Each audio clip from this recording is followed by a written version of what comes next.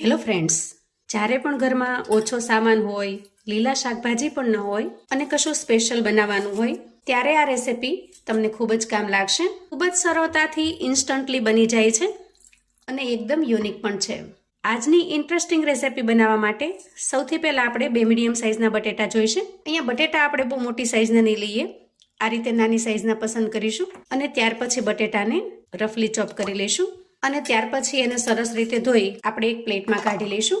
ત્યાર પછી એક મિક્સર જાર લઈએ અને સમારીને તૈયાર કરેલા બટેકાના પીસને એમાં ટ્રાન્સફર કરી દઈએ. હવે મેં અહીંયા 3 લીલા મરચાં લીધા છે, જે બહુ તીખા પણ નહીં અને સાવ મોળા પણ નહીં, એ રીતની તીખાશવાળા છે. તો આ 3 મરચાંમાંથી એક મરચું આપણે અહીંયા બટેકાની અંદર ઉમેરીશું અને બાકીના 2 મરચાં છે એનો આપણે આગળ ઉપયોગ કરીશું. એ જ રીતે અહીંયા 7 થી 8 નંગ જેટલી લસણની કળીઓને મેં ફોલીને લીધેલી છે. એમાંથી અડધી લસણની કળીઓને આપણે જારમાં ટ્રાન્સફર કરીશું અને બાકીની વધેલી લસણની કળીઓને આપણે આગળ ઉપયોગમાં લઈશું. તમે જો લસણ ન ખાતા હો તો તમારે લસણ સ્કીપ કરી દેવાનું. હવે આપણે જારમાં બિલકુલ પાણી ઉમેર્યા વગર બટેટાને એકદમ સરસ રીતે પીસી લઈએ. તો જુઓ, આ રીતે આપણે એકદમ બારીક પેસ્ટ બનાવીને તૈયાર કરવાની છે. મિક્સરને સૌથી પહેલા થોડું પલ્સ મોડમાં ચલાવી ત્યાર પછી સ્લો ઉપર આપણે 1 મિનિટ સુધી ચલાવી લેવાનું, જેથી શરૂઆતમાં જે બટેકાના ટુકડા છે એ આખા ભાંગા ક્રશ થઈ જાય અને ત્યાર પછી એકદમ સરસ પેસ્ટ બનીને તૈયાર થશે. ત્યાર પછી આપણે આ રીતે કોઈ મોટી પ્લેટ અથવા થાળી લઈ લઈએ અને તૈયાર થયેલા મિશ્રણને એમાં ટ્રાન્સફર કરી દઈએ.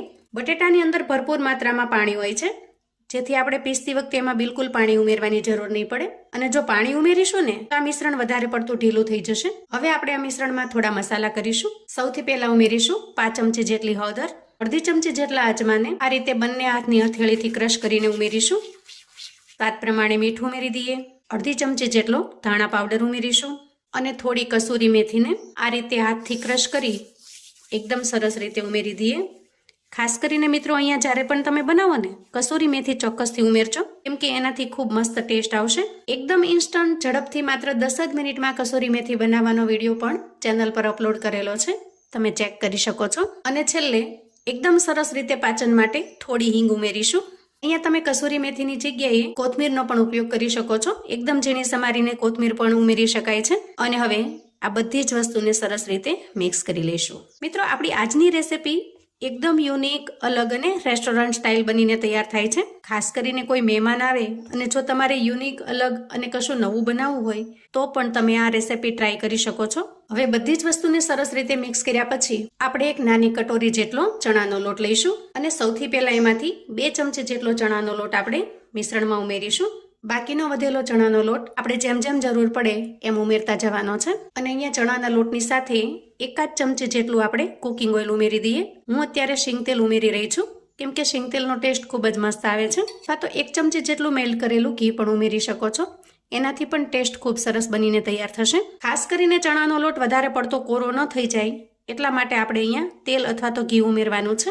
હવે આપણે હાથની મદદથી આ બધી જ વસ્તુને મિક્સ કરતા જશું અને જેમ જેમ જરૂર પડે એમ ચણાનો લોટ ઉમેરતા જશું. તો અહીંયા આપણે જે વાટકી ભરીને ચણાનો લોટ લીધેલો હતો એ બધો જ મેં અહીંયા ઉમેરી દીધો છે.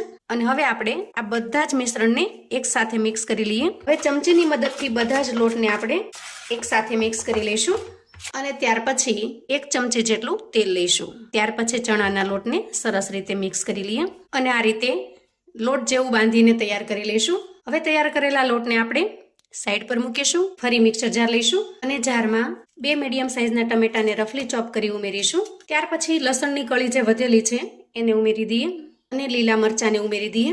હવે આપણે ઢાંકણ ઢાંકી ટમેટાની એકદમ સરસ મજાની પ્યુરી બનાવીને તૈયાર કરી લઈએ. તો જુઓ, અહીંયા પ્યુરી બનીને તૈયાર થઈ ગઈ છે. હવે આપણે ગેસ ઓન કરી ગેસ ઉપર એક કડાઈ મૂકીશું અને કડાઈમાં અંદાજે 2 નાના ચમચા જેટલું તેલ ઉમેરીશું. હવે તેલ થોડું ગરમ થાય એટલે આપણે અડધી ચમચી જેટલી રાઈ ઉમેરી દઈએ અને અડધી ચમચી જેટલું આખું જીરું ઉમેરીશું અને લાલ મરચાંના ટુકડા ઉમેરીશું. થોડી ચપટી જેટલી હિંગ ઉમેરી દઈએ. હવે રાઈ જીરું થોડા સતળાઈ જાય એટલે એક મીડિયમ સાઇઝની ડુંગળીને મેં એકદમ ઝીણી ઝીણી સમારીને તૈયાર કરેલી છે એને ઉમેરી દઈએ અને સરસ રીતે તેલની અંદર ફ્રાય કરી લઈએ. અહીંયા ડુંગળીનું થોડું કાચાપણું દૂર થઈ જાય અને થોડી બ્રાઉન કલરની થાય ત્યાં સુધી એને સાંતળી લઈએ. અહીંયા ડુંગળીનો કલર થોડો ચેન્જ થઈ જાય એટલે આપણે 1 ચમચી જેટલું રૂટીન મરચું ઉમેરીશું, અડધી ચમચી જેટલું કાશ્મીરી લાલ મરચું ઉમેરીશું અને અડધી ચમચી જેટલી હળદર ઉમેરીશું. બધી જ વસ્તુને ફટાફટથી સરસ રીતે મિક્સ કરી લઈએ અને ત્યાર પછી તરત જ આપણે ટોમેટો પ્યુરી ઉમેરી દઈએ, જેથી તેલની અંદર આપણે જે મસાલા કરેલા છે એ બળી ન જાય. હવે જારની અંદર આપણે 5 ગ્લાસ જેટલું પાણી ઉમેરી દઈએ અને એના અંદર જે ટોમેટો પ્યુરી વધી છે એને કડાઈમાં ઉમેરી દઈએ, જેથી બિલકુલ વેસ્ટ ન જાય. હવે જુઓ, અહીંયા ટમેટાનું કાચાપણું દૂર થઈ જાય ત્યાં સુધી આપણે ગ્રેવીને સરસ રીતે તૈયાર કરી લેવાની છે. તો જ્યાં સુધીમાં ગ્રેવી તૈયાર થાય છે ત્યાં સુધીમાં આપણે ચણાના લોટને ચેક કરી લઈએ. જુઓ, એકદમ સરસ તૈયાર થઈ ગયો છે.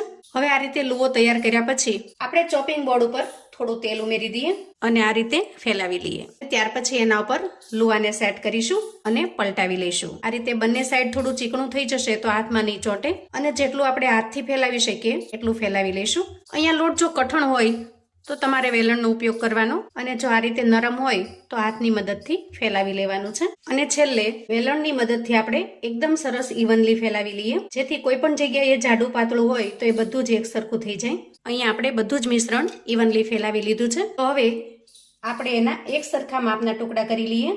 આ રીતે કટ કરી લઈશું. વધારાનો જે ભાગ લાગે એને આપણે સાઈડમાંથી કટ કરી લઈએ, અને આ જે ભાગ બનાવીને આપણે તૈયાર કર્યા છે એમાં આપણે થોડું પનીર ઉમેરીશું. અહીંયા તમે કોઈ પણ વેજીટેબલ્સ પણ ઉમેરી શકો છો, અથવા તો બાફેલા બટેટામાં મસાલો કરી એ પણ ઉમેરી શકો છો, જેમ કે કેપ્સિકમ, ગાજર, એને પણ છીણીને ઉમેરી શકો છો. અને આ રીતે ફિલિંગ ઉમેર્યા પછી આપણે એનો રોલ વાળી લઈશું. ખાસ તો ફિલિંગ એટલા માટે જ ભરેલું છે કે બધી જ પરત છે એ એક ન થઈ જાય.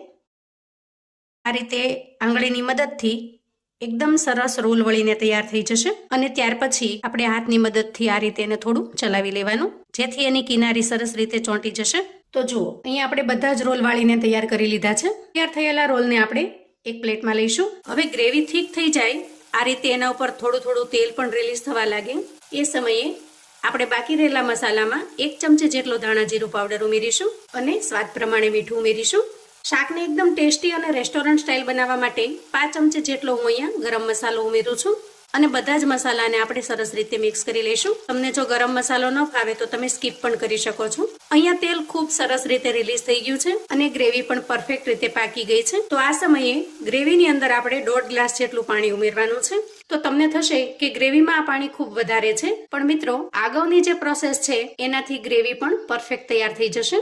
હવે આપણે આ કડાઈની ઉપર આ રીતે કોઈ કાણાવાળી પ્લેટ અથવા તો ડીશને સેટ કરીશું અને એને ઉપરથી ઓઇલથી ગ્રીસ કરી લઈશું. અને ત્યાર પછી આપણે જે રોલને તૈયાર કરેલા છે એ રોલને સેટ કરી દઈએ.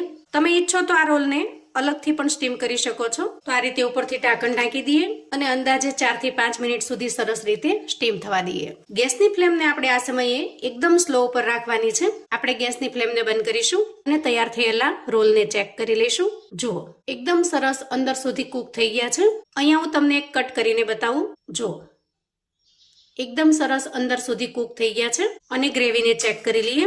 જુઓ, બધું જ તેલ એકદમ સરસ છૂટું પડી ગયું છે અને ગ્રેવી આપણી પરફેક્ટ બનીને તૈયાર થઈ ગઈ છે. તો ફરી આપણે ગેસ ચાલુ કરી ગ્રેવીને ગેસ પર મૂકી દીધી છે અને તૈયાર થયેલા રોલને આપણે એમાં ટ્રાન્સફર કરી દઈએ. તો થોડી વાર માટે એને સરસ રીતે મિક્સ થવા દેશું. કડાઈને આપણે 2 મિનિટ માટે કવર કરી લઈએ, જેથી રોલની અંદર ગ્રેવીનો ટેસ્ટ સરસ રીતે આવી જાય.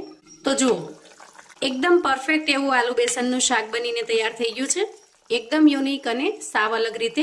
હવે ઉપરથી થોડી કોથમીર ઉમેરી દઈએ અને સરસ રીતે મિક્સ કરી લઈએ. આ શાકની અંદર ગ્રેવીનું પ્રમાણ થોડું વધારે રાખવાનું, કેમ કે જેમ જેમ શાક ઠંડુ થતું જશે એમ બેસનના રોલની અંદર ગ્રેવી સોફ્ટ થતી જશે. એટલે જો તમે ગ્રેવી ઓછી રાખી હશે ને તો થોડા સમયમાં જ એ બધી ગ્રેવી રોલ સોફ્ટ કરી લેશે. આ શાકને તમે પૂરી, પરાઠા, રોટલી, ભાખરી કોઈ પણની સાથે પીરસી શકો છો. એકદમ ટેસ્ટી અને મજેદાર લાગે છે. અને તમે કુલચા કે નાનની સાથે પણ આ શાકને પીરસી શકો છો.